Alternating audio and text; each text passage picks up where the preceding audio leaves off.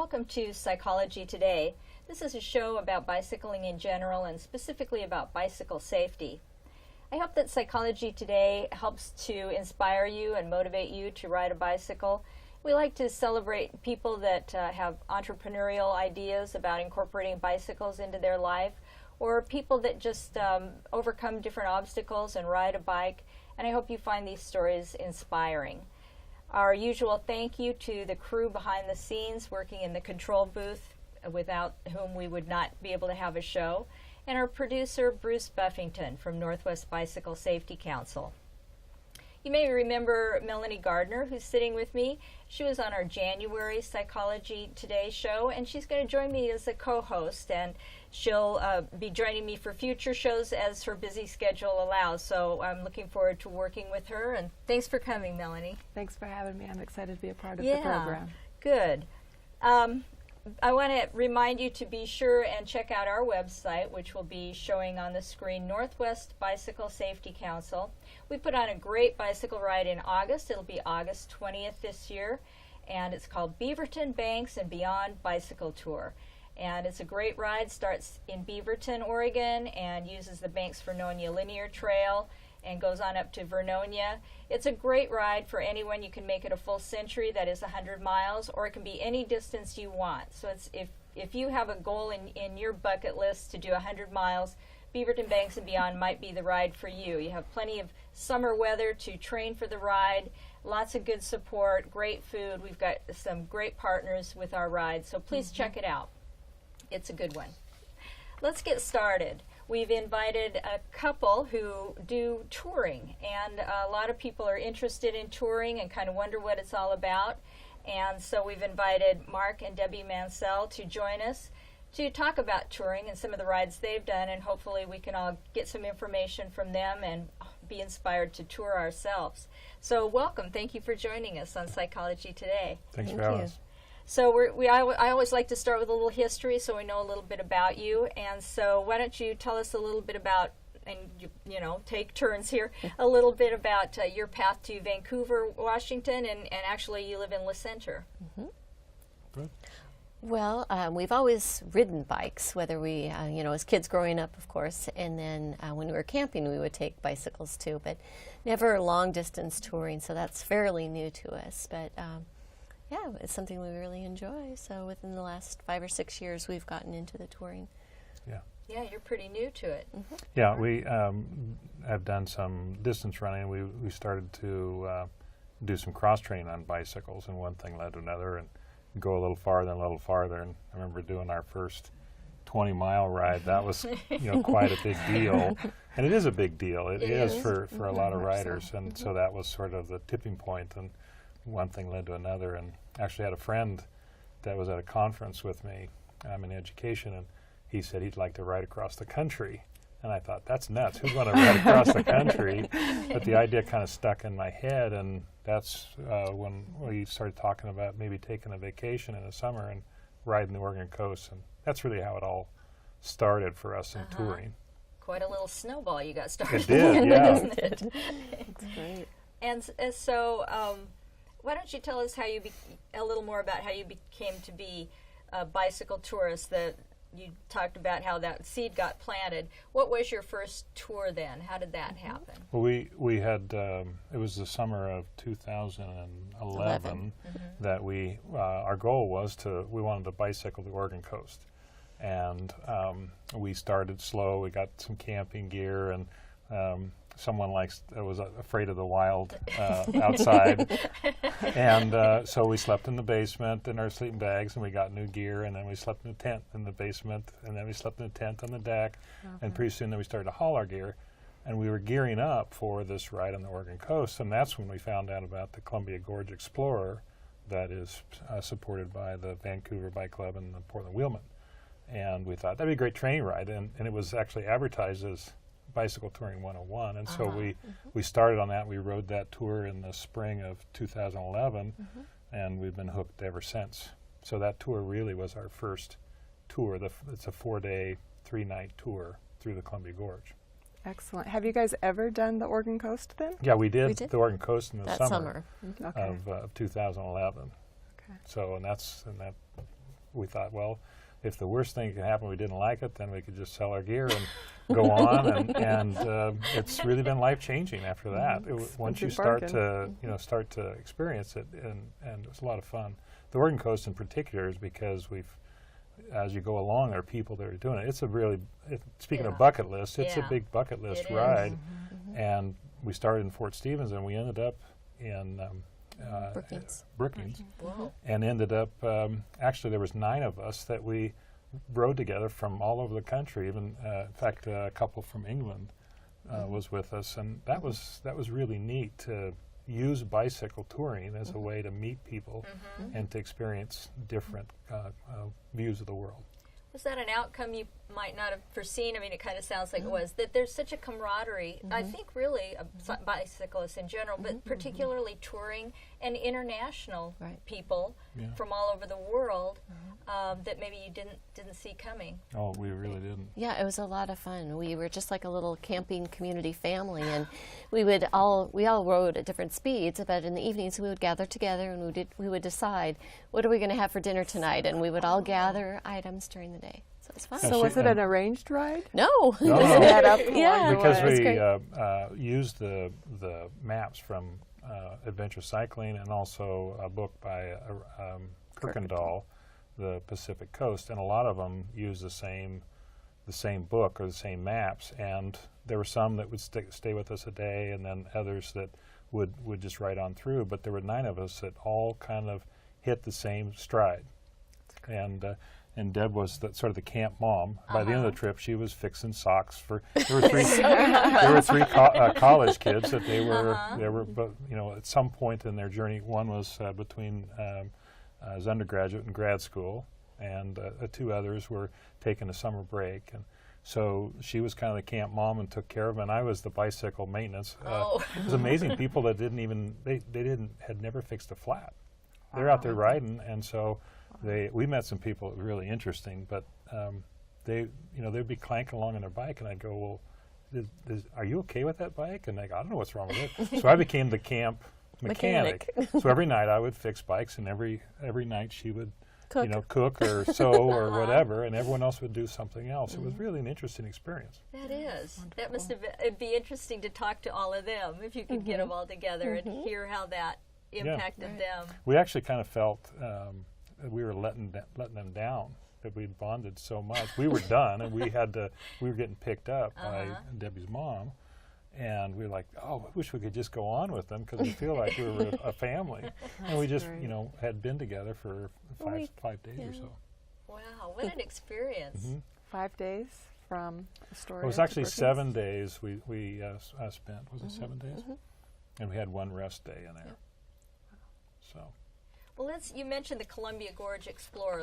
Let's talk about that. So that is a ride always on Memorial Day weekend, a 4-day event, and Vancouver Bicycle Club and Portland Wheelmen put it on together. They kind of team up. It's kind of limited to, about 30 people or so? It's 50 riders, and it's really our camping spots that limit them. Ah, okay, okay. We've had between mid-30s to low 50s. Sometimes we sneak a few more in. And like you say, it's the camping thing. So let's talk about the route in general, and then we'll talk about each of the 4 days. So in general, it starts in Vancouver, and then... Yeah, out on Mill Plain at Larson's Bakery, and we go off in groups, and we ride up the gorge, essentially to the Biggs Bridge, cross over there, and then back on the Oregon side, all the way to the Glen Jackson Bridge, and then back to Larson's. And so we start on a Friday morning, and we get back on Monday of Memorial Day. So day 1, you start at Larson's. What are the highlights, and where do you camp that night? Well, that night we end in Home Valley, and so it's down the hill from Carson. Okay. So we usually we go have a beautiful ride along the Washougal River Road, and it's beautiful scenery, and the river running beside you. A couple stops along the way, so you can have some snacks, and then we usually have lunch in Stevenson. And the afternoon, everyone gets to Home Valley. One of the highlights for me is we like to ride up to the Mineral Hot Springs in Carson. So it's a great way just to rest the tired muscles after the day of riding. So that's a fun day. And then back down the hill and, camping for the night. So.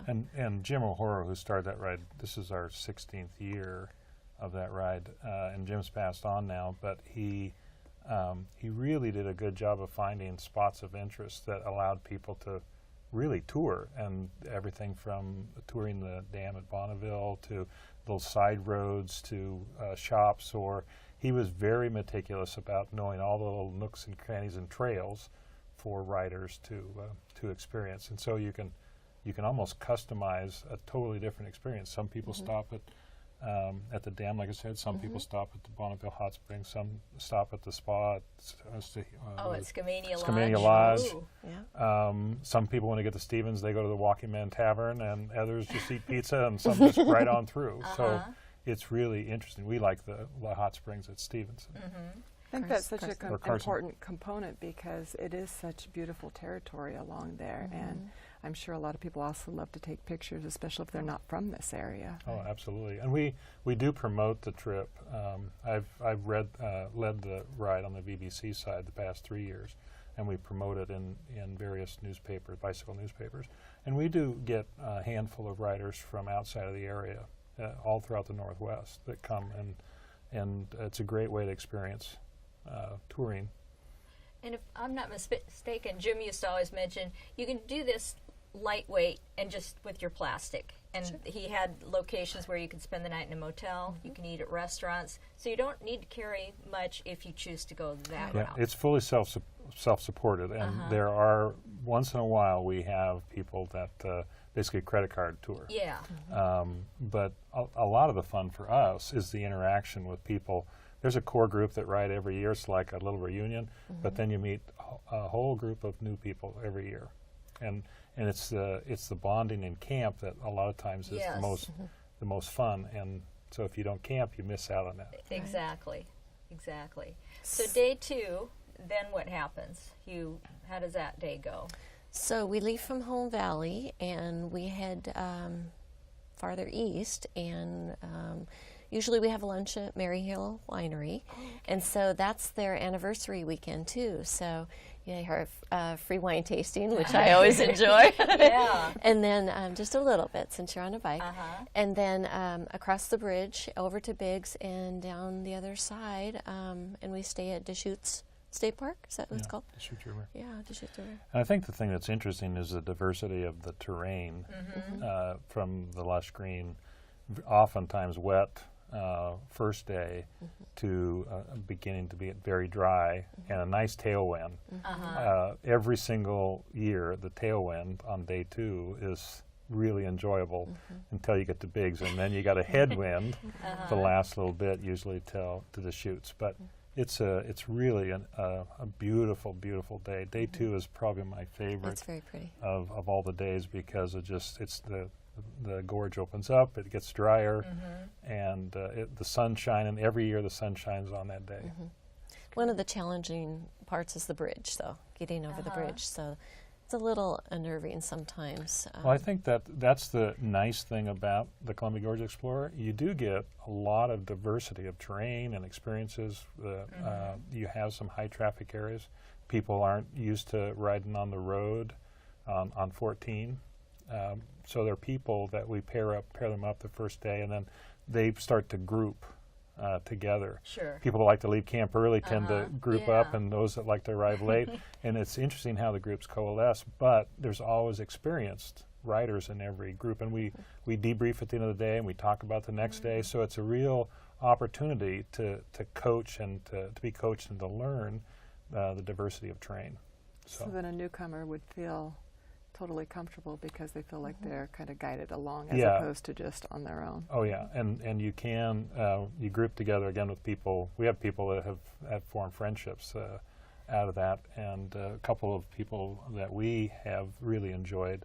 We ride with them every year, and particularly, like I'd like to say that when we first started riding, there wasn't as many women on the tour, and now it's getting to the point where it's not 50-50, but probably 40-60, because we've connected experienced women riders with other women riders. And so we've seen a number of women involved in the Columbia Gorge Explorer actually increase over the years. That's great to hear. Yeah. So why don't you hit the high spots of the third and fourth day? Now you're over in Oregon, trying to get back to Larson's Bakery.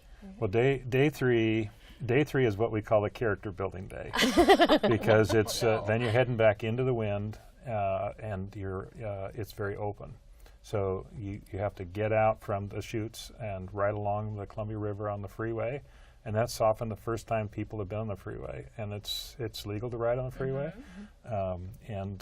so we get to learn how to do pace lining, and then we get sheltered from the wind a little bit because climbing Rowena Crest, and then through the Mosier tunnels and on back. And day 3 ends at Viento State Park on the other side of Hood River. And it's often a very sunny day, but it's a windy day.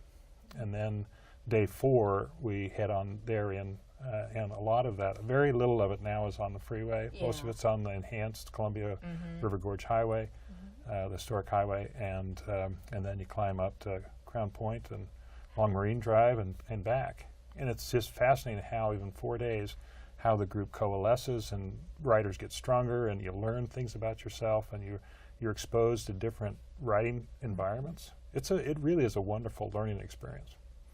It sounds like it. That's great. That's great. So I think we're going to go ahead and take a little break, and we have a wonderful surprise. Miss Ann doesn't even know about this.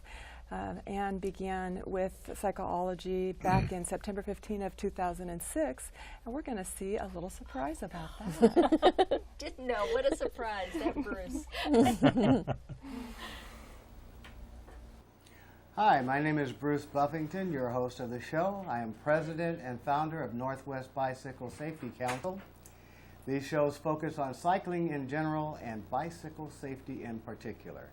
My guest this evening, Ann Morrill, is a Portland Wheelman Touring Club member. She is a welcome ride leader and general ride leader for both Vancouver, Washington and Portland, Oregon. Ann also led rides for the city of Portland. Her knowledge on how to assist the novice rider in learning the rules of the road, riding in a group, and learning bicycle lingo make her an asset to the community.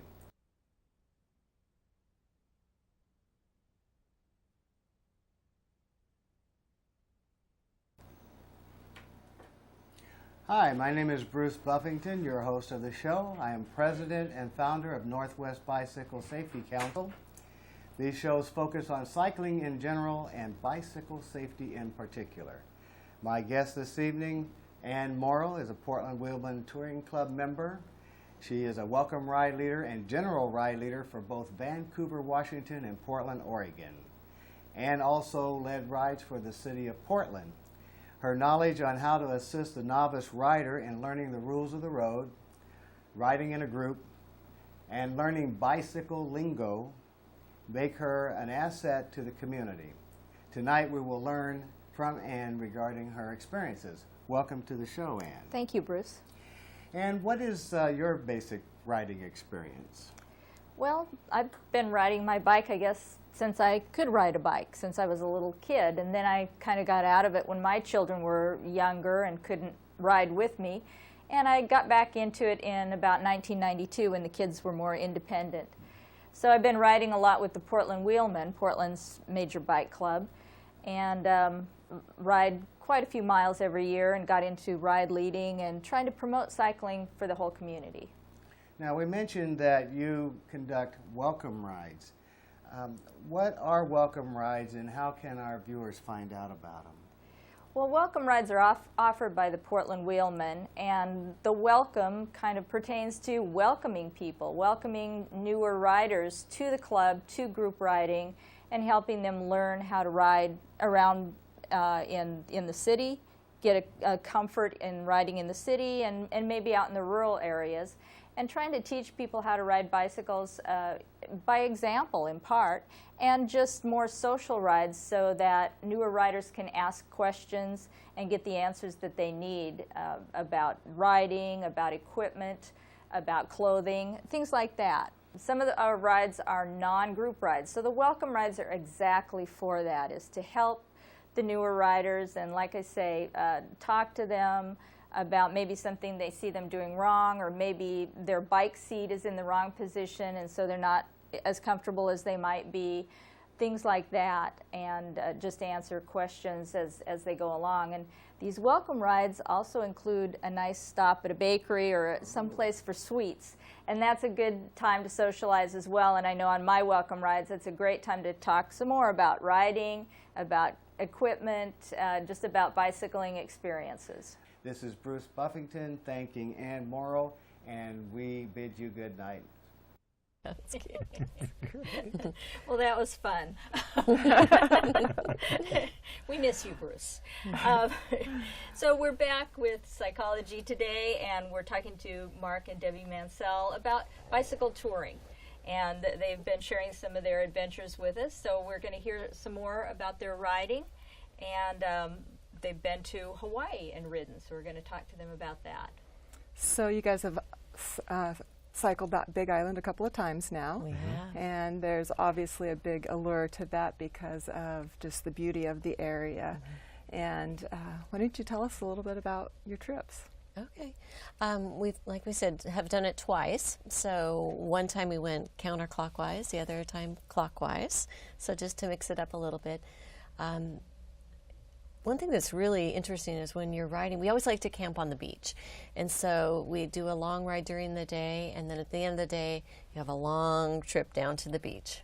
And then, of course, then the next morning, you have a mile or two ride up. It's a pretty steep elevation, but we picked out some favorite beaches that we love. You know, to wake up in the morning, you're camping on the beach, and spinner dolphins are out in the bay jumping, and it's really spectacular. Yeah.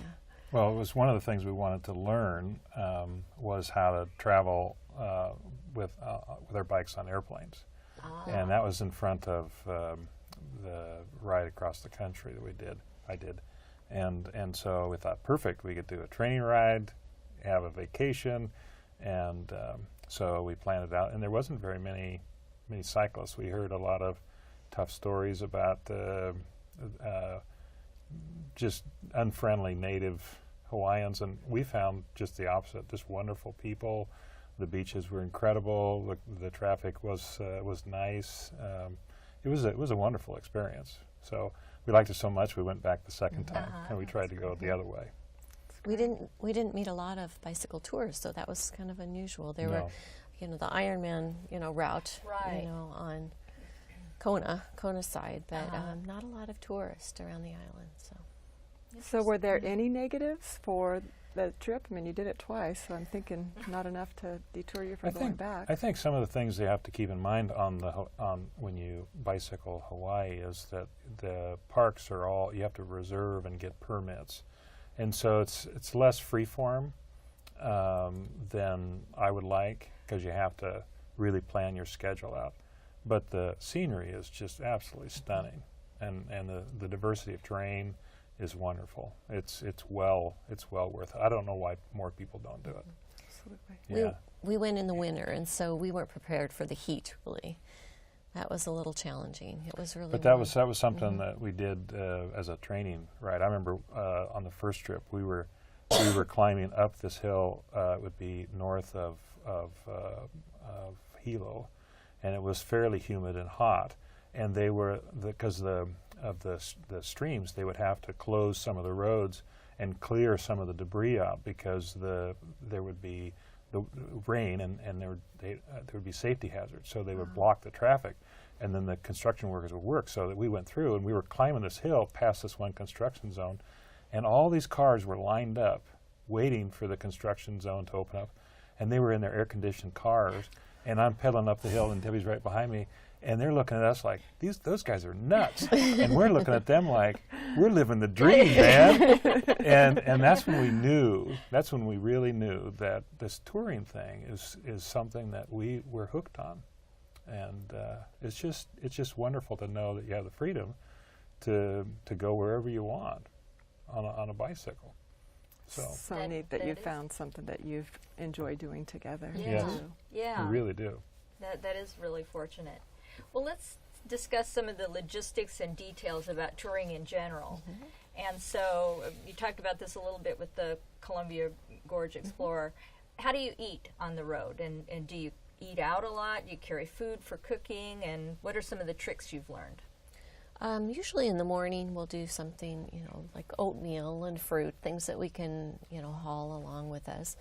It's always good to have, we have some banana cases, which are a neat little thing we found. So, when you carry your bananas in your bike, they get all mushy and brown. With these nice banana cases, they stay really nice. And so we like our banana cases. We'll boil eggs, and we have some little egg cases that we'll take them in, so that's a good breakfast. We do stop for lunches sometimes, but... Well, we could pack lunches. It depends. Like on the Gorge Trip or the Oregon Coast, there's plenty of places to stop and eat, and like you said on your welcome rides, Yes. treats you want to stop and sample some of the local treats. So, and then we usually collect things for dinner that night, and then we cook that. Stop off at like the local farmers market or fruit stands and things like that. Yeah, and when we were in Hawaii, we went to farmers markets a lot. Other than that, we try to get food at the store along the way, and learned a few tricks about how to keep certain beverages cool, and so you can enjoy those when you get into camp. And so there's all these little tiny things, but everybody is different. Right. That's what's wonderful. We've seen everything from panniers made out of kitty litter boxes to high-end, gear. And the thing is, people are happy. They just do it the way that they want to do it. Yeah. One of our favorite riders on the Gorge tour, he takes and he fills up his trailer. He has a bag and he puts a bag of ice in it, and then he fills it with what he wants to drink that night. But there's always this technique about how to get what you need. And it's pretty amazing. So I think that the eating thing is the big concern for me because, how I need to eat to be able to ride. Right. So, how do you do the breakfast? And you've kind of described that. Have you found that you have invested in the smallest, most lightweight gear to cook with, or do you really worry too much about that? We have a couple versions of stoves. We have to kind of perfect that and what works in certain, instances. Well, some riders, again, it's a whole spectrum. We've seen where people can make a stove out of a pop can and some alcohol, and we like a jet boil. Right. That's pretty nice. So it's a container fuel, but we also have a whisper light that you can run everything from diesel fuel or unleaded gas in. And so depending on what type of tour we're doing, we have a diversity of stoves. And really it doesn't matter. No. Whatever works for you. And just try a bunch of different options. And it's interesting, that's one thing about the Columbia Gorge Explorer. The first time we were, the first ride, that first night everyone's cooking at the same time and we were all under this giant gazebo. And I think you could do a doctoral thesis on how to cook food because there's 50 different strategies for cooking food. And no doubt the menus that Yeah. people thought would be the best food to eat in that circumstance and for riding the next day. Yeah, That would and there's be some people interesting. that they'll buy food at a store and then they'll pack it in. There are others that actually dry all their food and then they rehydrate it once they get there. They have whatever works for them. Yeah. Interesting. Well, I have a feeling too for some people it has to do with their eating style, their digestive systems, and what's going to work well with riding and those distances, the heat, all of Right. that kind of stuff as well. Absolutely. So if we were to switch gears a little bit and talk about like your bikes, what kind of bikes do you guys use? And are they different for the different trips that you take, like to fly or? Well, we have Surly long haul truckers. We've modified them. We've got a roll-off hub on there, so there's been some tweaks and adjustments and things that work for us. Yeah, there's we like the steel frame bikes, and like Debbie said, the roll-off hub is really nice for us. That's internal gear, so the maintenance is very limited for those bikes, and they're very durable. But again, whatever works for a person is like I said, we've seen the whole gamut out there on the road from tours. So we like our setup. We like the particular type of saddle, and we've tried different panniers, and we've settled on a certain combination that works for us, and that's what we try to try to help other people with the Gorge Explorer. Excellent. So Now, I know I have a Surly too, but I don't tour with it. But the gear range is phenomenal, so I imagine that was a factor in Right. yeah, selecting that. it's a very popular touring bike, and it's reasonable cost for it's a mid-range cost. So that was something we factored in for us. Now, do you have disc brakes or not? No, we have rim brakes. And They didn't come out with disc brakes Okay. at that time. Okay. So And how do you train during the winter to keep in shape, or do you? well, we ride indoors a little bit. We ride on the weekends, but really the only way to truly train for a tour is to go touring. The first tour we did on the Columbia Gorge, we actually went a little farther each weekend, and then we put on our panniers, and we put a little more weight in our panniers, and sort of got used to the feel of riding a bike with the weight of all your gear on it. And then you got to sort out what gear you take and so on. There's a whole learning process. We carried probably half as much as we did the first time, because we simply learned what works and how you can do things where they are multi-purpose. Like, for example, if you have a fleece coat, it also double as a pillow. So those sorts of things really help reduce your weight. So we don't do a whole lot of training per se, but just get out and start riding. So on these trips, how much are you riding per day? So if a person is trying to gear up their riding more, how much are you riding per day on a trip like that? Do you know each and every Each day day how much you're there's going a to do? About 55 to 65 miles on that trip. On the Gorge, trip. Yeah. And is that a pretty standard day for touring? I mean, certainly people do longer because sometimes where you are, there's no place really to stop. But Right. Like the Oregon coast, you could probably ride 20 miles a day and just work your way down. There's so many campsites. yeah. And there's so much food, there's so much resources and help along the Oregon coast. 20 would probably be a doable thing. We met, when we did the Oregon coast, we met the 3 friends from Pittsburgh, and they were knocking out 100 miles a day. They wanted to do the whole West Coast in 3 weeks, and they'd get up early in the morning, and they came in late at night to our camp, and they were up and organized, and off they go. So every person's pace is Yeah. really their own decision. Very different philosophy. Yeah. I imagine you weren't jealous of them. I was like, we had a chance to talk to them a little bit, and they were exhausted. And I understand Yeah, why. even now. in their youth, they were Yes. exhausted. Yes. So Debbie, Yes. speaking of packing lightly and going on a trip like that, how would you pack your gear for a trip like that, maybe different than how Mark would? Well, I tell Mark that I always like to have a clean shirt every day. I and like to so have a clean shirt too. his philosophy is to take 2 shirts, he'll wear one and wash, the next one for the next day. So I probably take more shirts than he would, but I think for the most part, we'll all have we have short sleeve shirt, and then we'll take long sleeve shirts. So it's all about layering, really. We'll have our shorts, and then we'll have a long pair of tights. If it's cold, and rain gear, you always have to take, your rain gear. So, yeah. But like Mark said, the first year we did take a lot more than we needed: food and clothing and no other items. Well, we took clothes that we thought, well, we don't wear our bike clothes in camp, so we have camp clothes. Well, camp clothes are heavy. Yeah. Yeah. And then after year 1 of hauling it, we thought, we don't want to, our bike clothes are just fine.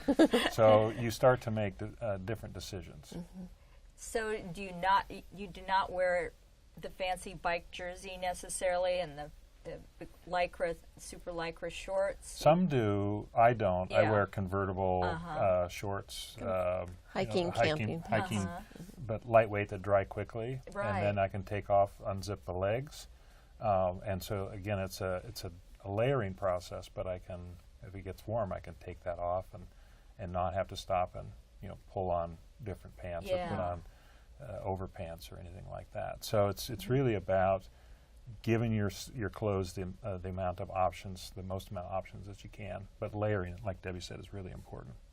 But you don't miss the chamois in the shorts kind of thing? I mean, No, we ride on a Brook saddle. okay. And they're probably the most popular touring saddle. And once you get it broke in, it's really quite comfortable. And The other thing is we stand up when we ride sometimes, and with touring, you get off the bike and you take pictures, and you stop at rest stops, and you pack yourself a lunch, and you make lunch, and you get off the bike a lot more. Yeah, yeah. But the Brooks saddle is very comfortable once you get it broke in. And so if you're doing about 65 miles a day, you're leaving camp at what time and coming back about what time? Well, it depends on your own personal style. Some like to get up early. We're early risers, and we like to take a little longer. Others get up late. We have some riders that just get up and they just hammer it, and they're very fast. But that's their style. So we get out of camp early, and then either we get there at the same time they do, or they pass us along the way. So. Great. And you said you tend to make yourself a breakfast in camp, whereas some might head out and find a restaurant to get pancakes or something. Right. Yeah. There's plenty to eat along the way on the gorge, and in most cases, there's plenty of food along the way. So I wanted to go back to Hawaii one last time. Yes. Okay. What was your favorite beach to sleep at and to stay at? Oh, I'd say Spencer. Spencer's, yeah. Yeah, it's north. It'd be north of Kona. It's just this nice sandy Crescent Bay beach that's just wonderful. We had Some Germans we camped with. yeah, one year. we showed up. We had a spot, because you have to get these permits, and we showed up, and there's all these tents that are all alike. But no one's around. And no one's around, and so there was this one guy sitting on a picnic table, and in Hawaii, it's the Hawaii way. They don't get wound up about anything. This guy's sitting there, and I said, "What's with all these tents?" And he goes, "Oh, there's a group of Germans, and they are noisy." And I go, "What?" He said, "Oh, you'll find out." So they don't show up, and we go to bed, and all of a sudden you hear the doors slam, and it was a tour. And they were noisy and chattering, and you didn't understand what they do. And Debbie's pretty easygoing, and all of a sudden she said, "All right, all you Germans, go to bed now." But other than that, I mean, Hawaii is just absolutely a wonderful experience. I do not know why more people don't go to Tour Hawaii. there, yeah. Absolutely beautiful. The Big Island is just wonderful. I'd go back again in a heartbeat. I gathered. Yeah. That's great. That gives me something to aspire for in a tour. Honey, I want to go to Hawaii and tour. Yes, There Yeah. you go. That'd be great. Now you talked about one of the days on the Gorge Explorer being a character building day. So, you can have a bad day, headwinds, and things go wrong, and things are off. How do you work through that mentally and physically to keep yourself going? Oh, boy. Well, just knowing you have a destination and that you're going to be there before long. But sometimes I'll get, like if I get overheated or get tired or you need a little snack, just kind of preparing, I think, a little bit for that too. And knowing that, it may be cold, have your extra layer there for you. If you're getting hungry, have a little snack. I always like to make sure I have my water because, I get thirsty and sweat a lot. But, yeah, just kind of mentally thinking ahead and preparing and you're in the same boat with everyone else. You're there with friends, and you have questions and mentors, and people there to help you. So the other thing too is that in 2012 I rode across the country, and I'd read about a lot of people that had meltdowns along the way. I had a good friend in our running club that he was in Kansas, and he had his fourth flat in a day, and he just threw his tools everywhere. And I go, "What good did that?" He says, "You'll find out." And so every day I was looking for that moment when I thought, "This is it. This is what I'm going to have a meltdown." And I developed strategies, and one of them was it's called CBW, could be worse. And so when I thought it really bad, I thought it could be worse, and I start to imagine, well, how could it be worse? Oh, I love it. And by the time I got done, I would thought, it isn't bad at all. So as you develop these strategies, and Debbie talked about actual tactical moves, making sure you got water, making sure you got food, and layering. But it's also a mental game of saying it could be worse, or you just have to get to the next stop, or you have to take a break, or you try to. Sometimes you have to pull up and change your plan. Yeah. And that's what's nice about touring with tents is you have everything that you need right there. You just find a spot. And the other thing is people are amazingly friendly. I call them road angels, people just out of the blue. One time when I was in eastern Montana, I was riding along and I was having, every day was sort of this, you get up 20 miles, you go, I could ride forever. And 50 miles, you go, I can make this. On a 100-mile day, you're going through that. And about 80 miles, you're starting to talk to yourself. Whose brilliant idea was this? And I was having one of those conversations with myself, CBW, and this pickup pulled alongside. And it was an older couple, and they said, I had my riding shirt on. It said, Cycling for Leader Dogs. I did it as a fundraiser. And they started talking to me, and he said, Steve and Beth were the name, and Steve said, well, you don't look like a kind of guy that'd kill us, Mark. Why don't you come up and I'll cook you a steak? And they fed me. Whoa. But I had people that let me shower in their RVs. They gave me food. I mean, it was just an amazing experience. And the bicycle actually does allow people to open up to you. And that's one of the things we really enjoy about touring is people will just come up and say, where are you going? I wouldn't ride 5 miles, and you're doing what? And so it's a lot of fun to meet people. The bike is a wonderful gateway to meet people that you would otherwise not have a chance to meet. It's incredible. It's incredible. So I think we're going to go ahead and take a break for the next video. So we're going to watch another video on bicycle safety this time. Oh, good. So I think we're going to have a break.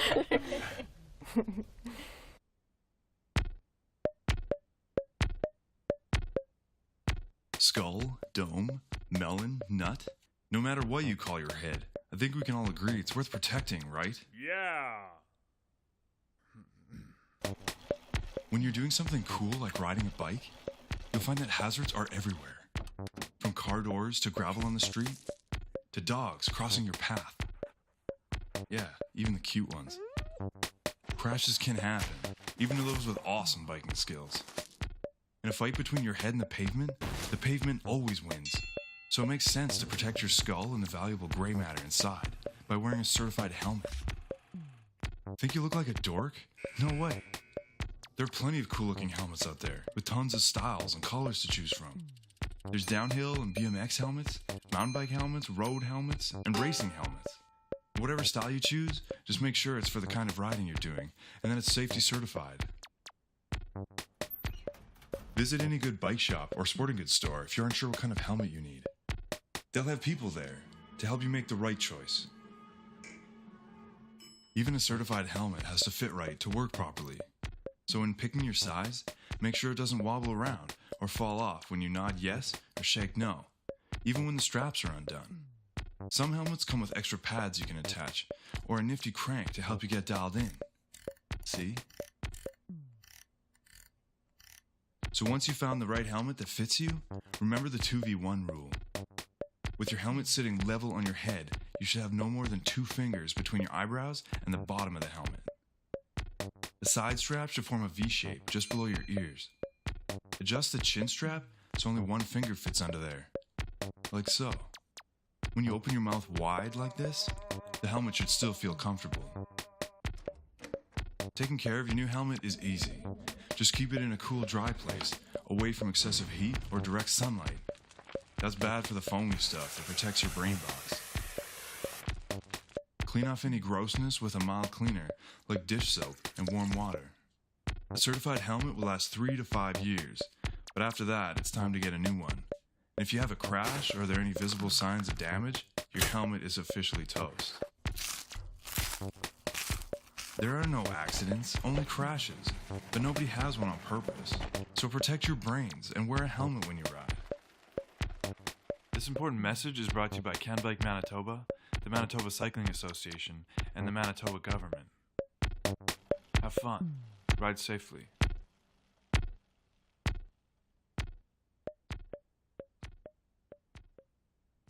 So that video is a lot of fun, but it gives you a lot of good facts. And I worked in a classroom just today where one of our students was absent because he suffered a concussion because he fell off his bike and wasn't wearing a helmet. And that didn't need to happen. So that's really sad. So do wear a helmet. It can protect your brain. And I think we all want to use that to the bitter end. So we're back with Psychology Today, and we're talking to Mark and Debbie Mansell about touring, and they're sharing a lot of fun facts with us. And so we're going to get back to it. You talked about your trip on the Oregon coast and a lot of that. And like you said, I think that's on a lot of people's bucket lists. A lot of people want to do the Oregon coast. And I think I can't remember if you, before the show or during the show, you talked about the route that you took. So you started, you rode from north to south. Tell us a little bit about the route that you took. Well, we started in Fort Stevens, so just right outside Warrington, I guess, right outside of Astoria, and down Highway 101, is that right? Yeah. We had 7 stops along the way, I think. It took us 7 days and ended up in Brookings. So we had some beautiful, we stayed in state camps, state parks, and just beautiful campsites. Usually at all the state parks there's a biker-hiker section, and so it's been $5 a night to stay. So it's very reasonable and, affordable for campers and on your bikes. So. And they have hot showers. Yes. They do, every day. yes. Oregon's camps are great, aren't they? They are. And it's nice because a lot of times you pull in and the campsites are full. You see the no available spots, and they always make room for bikers and hikers. And so you pull in that camp and you just feel like you're getting a free ride on the the carnival ride when VIP. everyone else is standing in line. And so it's a lot of fun, and you get some of the best camping spots. The views are gorgeous. The RVs, they have to be in a different spot, and they need more room. For the bikers, they can, tuck into some trees and some coastlines, and it's just really a wonderful experience. Now, you talked about the pro on that being meeting so many people, and that does sound really exceptional. But what about the cons? I mean, certainly riding on 101 some of the time probably wasn't ideal. What would you say the cons were? Well, the RVs can be really challenging. They're obviously large, and they don't have to have commercial driver's licenses, and sometimes they're not very patient. And so we learned some important lessons there about how to ride so that you're safe.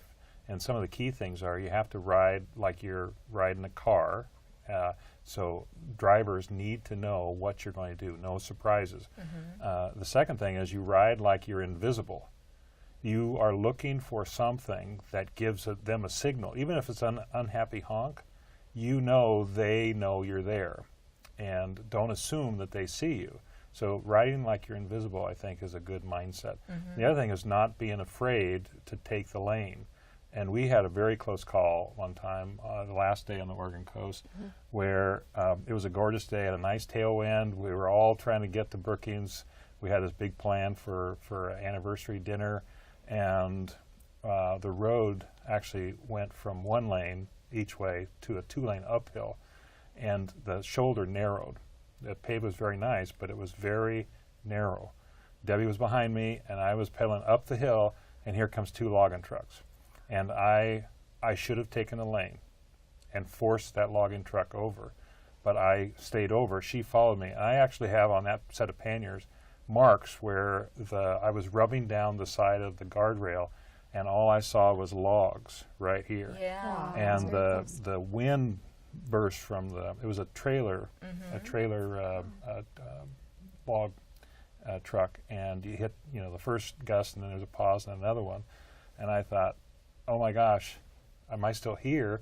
And I turned around, and Debbie was like this, and we got to the top of the hill, and we were both shaken. We had And to pull over and I just said, compose "Are you ourselves." okay?" And she said, "Yeah." And I said, "Don't tell your mother about this." But the thing is, it was an important lesson to make sure that you take the lane and get them to signal that they see you. You can put yourself in a difficult situation. So thankfully, nothing bad happened, but it was an important lesson for us. And those are the things we teach on the Columbia Gorge trip to help people understand how to ride around cars, especially with touring gear. And it does take experience. That's certainly part of it. Unfortunately, those experiences. Yes.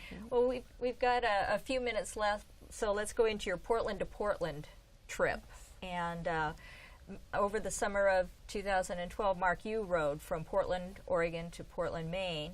And so tell us a little bit about your tour. Well, it was something I wanted to do, sort of a bucket list, but then we did it as a national fundraiser for Leader Dogs for the Blind. And we're both members of Lions International, and so it was we had specific places that I had to be at certain times. Debbie actually flew out with her bike to Green Bay and rode with me for a week, about 300 miles from Green Bay, Wisconsin, to Leader Dog headquarters, which is just north of Detroit. So it was a wonderful experience. And then she flew out again and met me in Portland, Maine. But 3,497 miles, and it was just a wonderful experience. But I averaged about 75 miles a day, and I was close to 100 miles a day until I got to North Dakota. Actually, right at the cusp of it, to Minnesota. And then I had events, sometimes multiple events a day. In fact, Debbie's second day, we had 3 events to get to 90 miles, and we made every one of them, made every single event on time or ahead of schedule. So it was a wonderful experience. But there were tough days, lots of tough days. I remember one day, it was my 7th straight day of riding. I was coming out of the Salmon Wilderness area over at Lolo Pass, and it was hot, and I thought, if I just get to the summit, then it's 35 miles downhill into Missoula. Debbie was driving over and meeting me there in the car, and she followed me for a couple days. And that was all my own, and I got to the top of the hill, and I went right into a headwind, and I had to pedal all the way down, and I got down. I didn't have cell coverage. I called her finally got cell coverage at this convenience store, and I was just physically exhausted and beat. There were those days that you just go, I'm not sure I could go any further, but people were counting on me to be at certain places at certain times, so that was very helpful for me. So then in those types of situations, what is going through your mind, and how do you overcome that, knowing that you have to keep going on, and how do you also rest yourself so that you're ready to keep going? Well, I think those sorts of very scripted schedules are tough to keep, but in some ways it's nice because you know people are depending on you, and you push yourself. One of the things that I learned from that ride was you're capable of far more than you think you are. And preparing for a ride, any real tour like that, the best way to do it, like I said, is just get out and start touring. And you grow in confidence, and you grow in strength, and you grow in abilities. So it's just one of those things you just have to wrestle with. But there are a lot of people, and that's what I love about the Columbia Gorge Explorer. People have ridden all over the world, around the country. And so whatever ride you want to do, there's probably someone either on the tour or that knows someone that you can connect with, to have a mentor, have a coach, to be able to say, this is what I learned, this is what a strategy that I used. So good. We're really running out of time here, it looks like. I wanted to ask you briefly, you mentioned doing other rides, and human beings are a good resource, but what other resources are available to help people learn more? I know you've got a blog, a website, so if people want to know more. Well, I would say two things. One is Adventure Cycling in Missoula, Montana, is a national organization. They're a tremendous resource for maps, and they can do tours. They support tours. I'm actually a trained adventure cycle tour leader. But also a site called Crazy Guy on a Bike.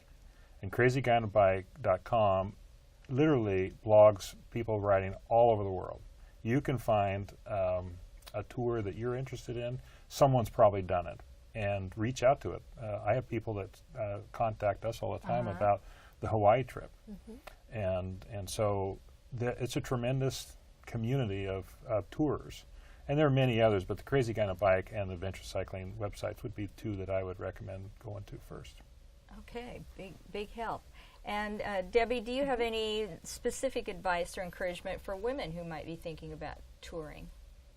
Oh gosh, just that there's other women out there doing it now. You're not alone, and it's a great opportunity, like we said, to cycle with your partner and be on some adventures and just enjoy the great outdoors and get some exercise. So great fun. It's not a men-only activity. No. It's for everybody. Yeah. And that Columbia Gorge Explorer, the last I knew, was not filled up. If people are interested, they can go to the Vancouver Bicycle Club or Portland Wheelman Touring Club and link to get signed up for it. And it's very inexpensive. I think you pay for the campsites, essentially. Yes, it's just $5 a night, so 3 nights is $15. Can't be beat. You can't beat that. No, Right. no. So yeah, you can't beat that, and you'll learn a lot, Right. and Absolutely. reach out to you guys in the meantime and figure it out. You still got some time to get some miles Sure, in before sure. the Explorer. Absolutely. Well, thank you both so much for sharing. You certainly have inspired me to put this on my bucket list to begin. So we need to sign you up for the culinary Explorer? No, not yet. We haven't convinced you yet. I'll tell you when I'm ready, though, for sure. First bucket list. Yeah. Okay. So I hope that our viewers have learned something today and been inspired as well. I want to thank Mark and Debbie Mansell for coming and joining us on Psychology Today and sharing their adventures. It's certainly inspiring listening to their tales and 99.9% positive experiences. So that's pretty great. And thank you for joining us and watching the show. And thanks to my new co-host here, Melanie Gardner. And I look forward to many shows in the future. Thank you for joining Northwest Bicycle Safety Council. As I said, we've got our Beaverton Banks and Beyond ride coming up in August. Go to our website and get more information on that. It's a great ride. I want to mention, too, I'm involved with Portland Wheelmen, so our Pioneer Century on June 4th. Join us for that. It's got a lot of different routes. So thanks for joining us, and we'll see you next time.